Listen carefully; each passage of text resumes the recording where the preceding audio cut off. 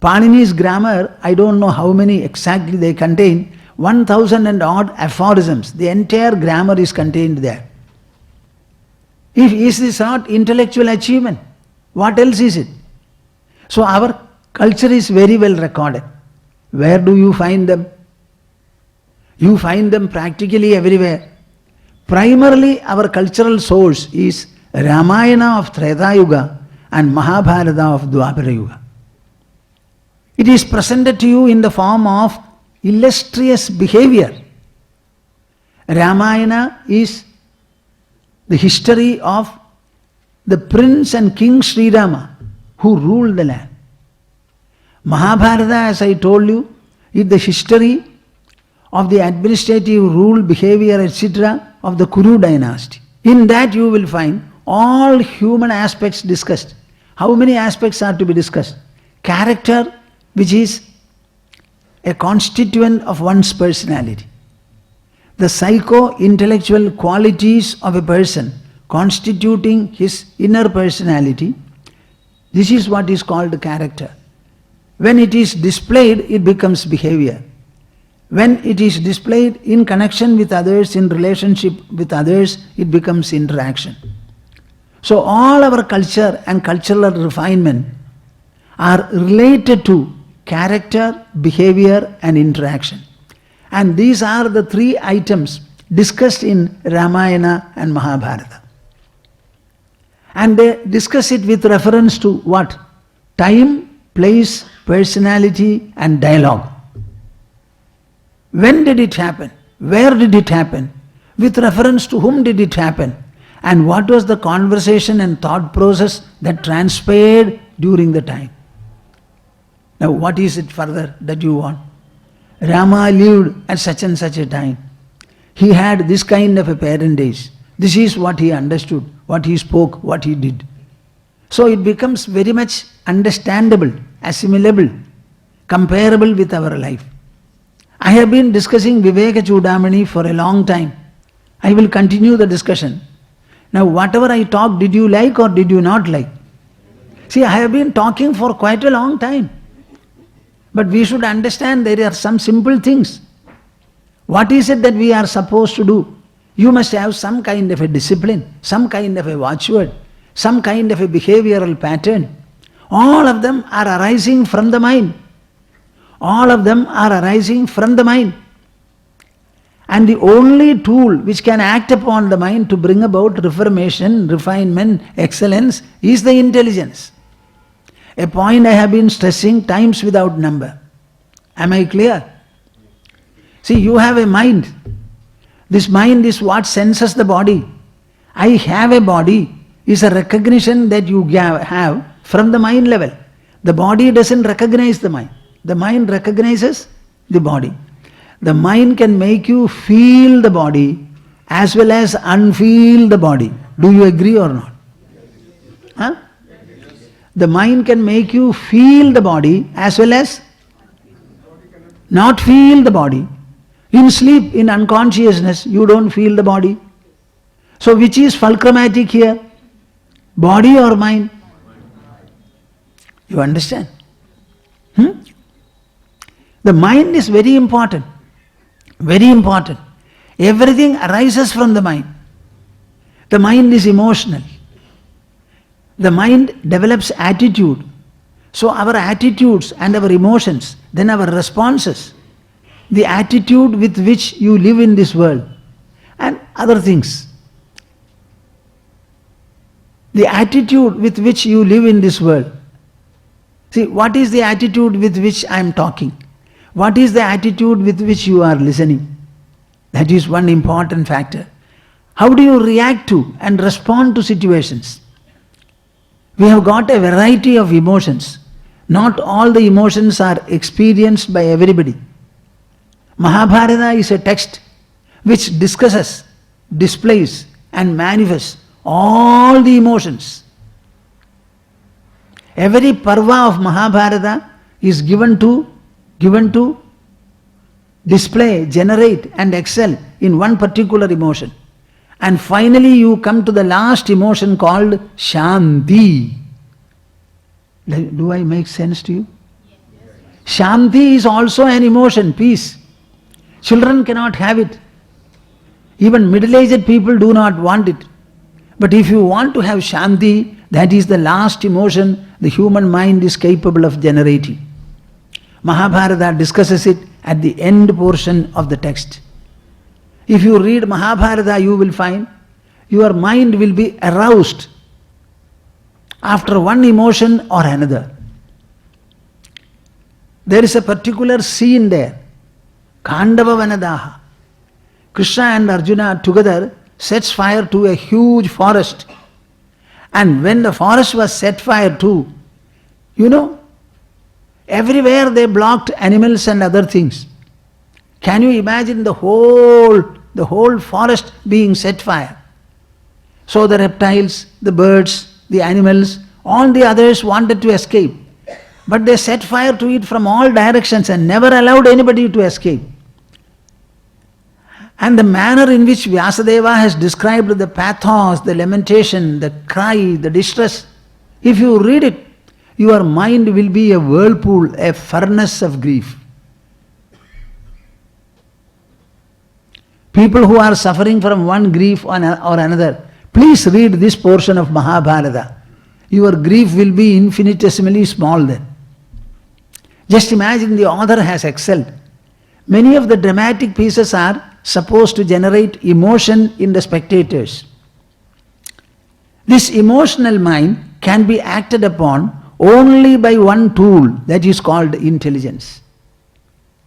That is why all our Shastras are discussions from intelligence to intelligence. Arjuna crumbled in the battlefield.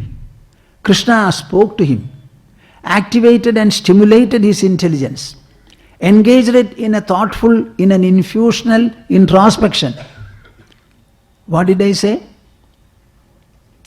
Infusional introspection. All of you are doing introspection. But those introspections are either to understand, to resolve, or to find something about other matters. The purpose of the introspection should be to infuse into the mind whatever sublimity, whatever reformation, whatever culture, whatever qualities you want to have. So your intelligence will have to do introspection in an infusional manner. The purpose of the introspection should be to instill, to imbue, to infuse into the mind whatever qualities you want to have. Ask the mind to drop something, ask the mind to incorporate something. Both these can be had by introspection. So Krishna was able to stimulate Arjuna's intelligence to do introspection of an infusional nature. As a result, in a matter of seconds, Arjuna's tears stopped and he started inquiring. This Viveka Chudamani is also a discussion from the intelligence to the intelligence. It is in the form of a dialogue between the teacher on the one hand and the student on the other. Understand that spirituality is a subject, and this subject can be taken up by whom? By a person with a certain requisite qualification. What is the qualification? We have already discussed it. There is something called sadhana chatushtayam. There are some prerequisites which are categorized into 4. One is called viveka, the art and the process of discrimination. What is meant by discrimination? Whatever you see, here is a white paper, here is an orange color towel. When you look at it, you must be able to distinguish between the two. Am I clear or not? The colors have to be discriminated, distinguished by the eyes. When your father talks to you, you understand it is your father. When the mother speaks to you from a distance, you understand that it is your mother's voice. When you are wearing a dress, you should know what is the front and what is the back. By mistake, sometimes we put on reverse direction. So everywhere, when you are walking, you have to see the ground. Where you will place your foot, where is it safe? Discrimination is there everywhere. The world is variety. The variety offers ample scope for discriminating one from the other. The world is a mixture of good and bad.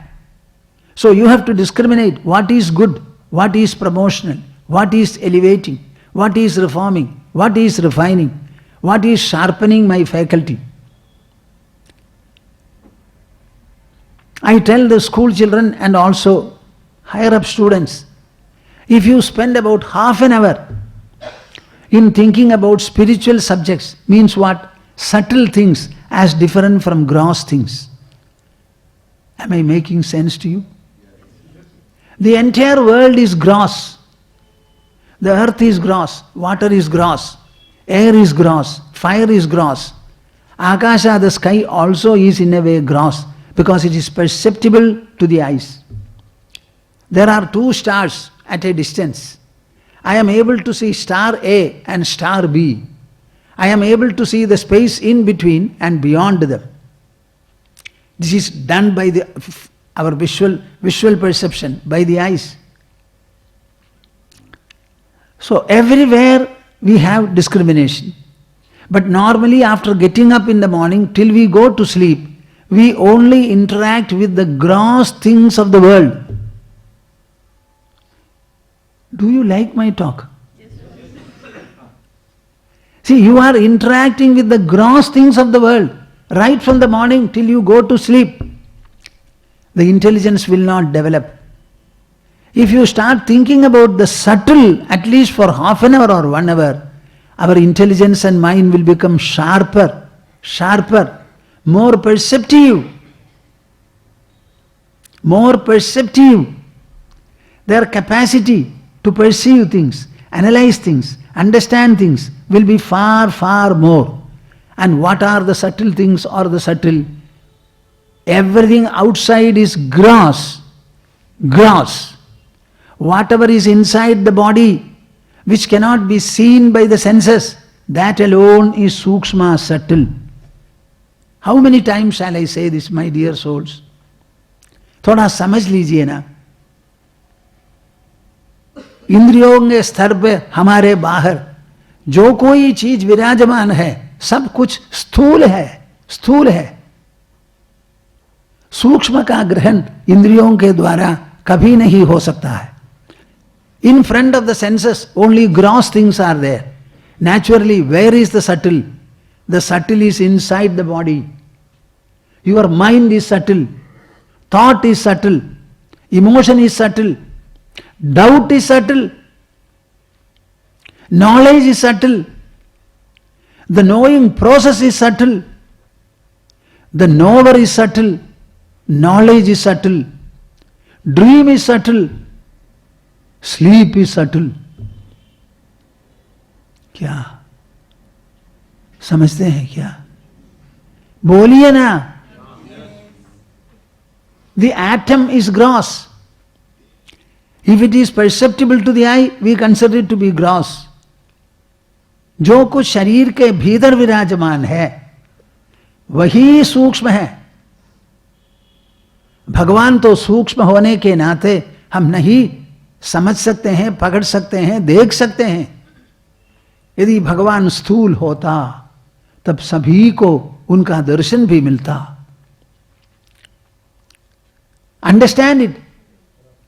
So sit in a place, engage your mind and intelligence in thinking about, in reflecting upon the subtle. That is why our shastras become very useful and relevant. I tell the students, you try to listen to, participate in a satsang or read some spiritual book, the capacity of the intelligence to grasp will increase. A subject you will take 1 hour to learn. If not in 30 minutes, at least in 40 minutes you can learn, understand and summarize what you have learned. You know, I am not a reader. When I say this, you will not accept it. You can ask Ma. I am not so much a reader at all. I read very little generally. I have also read very little. But I think. Spend a lot of time. There is no time when I am not thinking. And I always think in an innovative manner. My sphere of life is our Shastras, spirituality. So this conventional spirituality, nobody is interested in. So how can I make the spiritual subject interesting to the modern people? So I am making a science of spirituality and a technology of spirituality. So the subtle, spend some time. What is the mind? What is the thought? Where from the thought arises? What is the source of thinking? The mind is only one, but the mental products are many. Producing so many thoughts, the mind is not exhausted or depleted. What is this non-depleting source called the mind? Producing crores and trillions of thoughts in our life. Why don't you think about it? Close your eyes. Look at your mind. You will find a beautiful panorama there. Do not fear. Let the mind produce anything that it wants. Good thoughts, bad thoughts, harmful thoughts, destructive thoughts, progressive thoughts, anything. Everything arises from the mind, subsides in the mind. Thought has no focus other than your mind. Can you extract a thought and show it to me? Huh? How do you say that it is there? If it is there, it should be available. Is it available? Boliye na thoda. Then how do you say it is there? If the thought is there, you must be able to extract it and see. Ask the thought, please remain there for a while. Everything arises, everything subsides. And the creator, the source alone remains. So within you, let me ask you, is the mind there or thoughts are there? Boliye na thoda. If the thoughts are there, thoughts should be there forever. The source alone is there. The creations are not there. Then why is it that you are so much worried about them? A thought that arises and subsides, why is it that it occupies you and devours you? So many thoughts have come and so many have been dissolved. And what has happened to you? Nothing. This is what Ashtavakra says. I am going to discuss it. So let us be very, very clear, that the subtle is only within the body.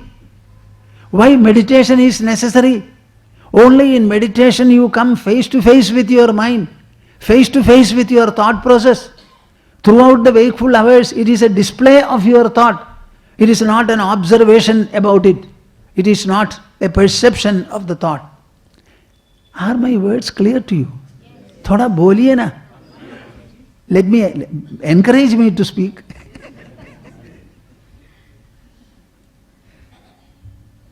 See, you are only following the thoughts and acting upon the thoughts. You are not getting into the thought circle. And you are not trying to generate a qualitative change in them. In spirituality, we seek to bring about a qualitative change in us. What is that qualitative change? From bad to good, from ignoble to noble, from untruthful to truthful, from demotional to promotional. Do you not like it? आप अच्छा होना नहीं चाहते हैं क्या? सुंदर हो जाइए ना. आपका मन सुंदर हो, आकर्षक हो, आनंदकारी हो. We carry a mind, depressive mind, face है. Hey, क्या है? Why don't you have a cheerful mind, a delightful mind? Who is going to delight you? Will any outside object delight you, or your mind will delight you? And this mind is within you. Treat the mind, decorate the mind, beautify the mind, ornament your mind, and start singing and dancing with joy. This is what spiritual science is. Hey, kya baat hai? The animals apparently don't laugh, but we have lips and teeth using which we can smile and laugh very well, but we are unable to. क्या कारण है? दुखी. कौन दुखी बनाता है? संसार हमको दुखी बनाता है या हम स्वयं ही दुखी बनाते हैं? In the same manner as you are dukhi now, can you not become sukhi also? Let us go into the science of dukkha. Let us go to the understanding of sukha. Where is this dukkha produced? By the mind. My dear mind, why are you producing this dukkha? Let me know about it. Let me know about it. As the dukkha arises in the mind, so also will it dissolve in the mind. Our Parikshit was on what? A prayopavesha. On the 7th day, Takshaka was supposed to come and bite him. And he was supposed to die in its poison. He decided, let me not take any food and I will not drink any water. Only 7 days of life are left. Suddenly so many people arrived him to compliment him. He said, feast my ears with truthful introspection, truthful exposition. Give me a spiritual feast which through the years I can enjoy in the mind. Suddenly nature presented to him that wonderful Shugamuni, 16-year-old ascetic jewel, with no apparel, no dress on his body. He arrived there providentially. In the same manner, nature had conspired to give him a dead cobra, which he took in a mood of anger with the tip of his bow and put on Shamika Maharshi's neck.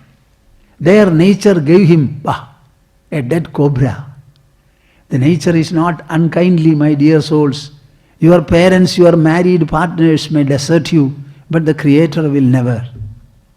So when he undertook Prayopavesha, instantly nature conspired to present a young ascetic in the form of Shugamuni. If Shugamuni was old, he would not have been able to sit there and narrate continuously for hours together every day. Suppose you are 60 years old, will you be able to give a narration throughout the day? I had conducted a retreat in 1973 in Malaysia. I was the only person. So many people were there.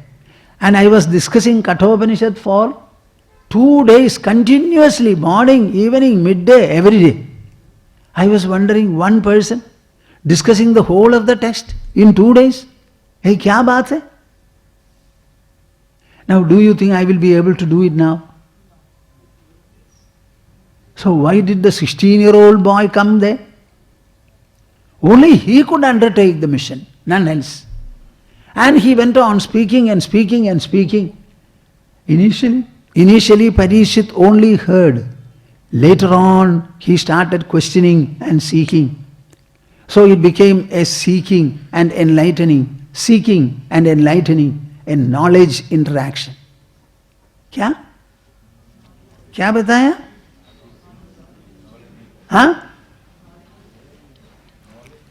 Why are you keeping quiet? बोलिए ना. Knowledge interaction. And the knowledge interaction started trickling in him, bringing about sublimation, refinement, expansion, elevation, loftiness, magnificence, subtlety, delightfulness, immortality, impersonality. One after the other, the mind was saturated with the qualities of introspection. At the end point, before Takshaka came, Parikshit says, my dear sage, I am expressing my gratefulness to you. I am enlightened. My delusion is gone. The constriction from my mind is dissolved. I have become spatial in my mind. I am going to enter into Brahma Nirvana, he said. The redemption that is reserved and abundant within our own being in the sphere of the soul, beyond the intelligence. I am not going to fear Takshaka or his bite. I have no fear of my death.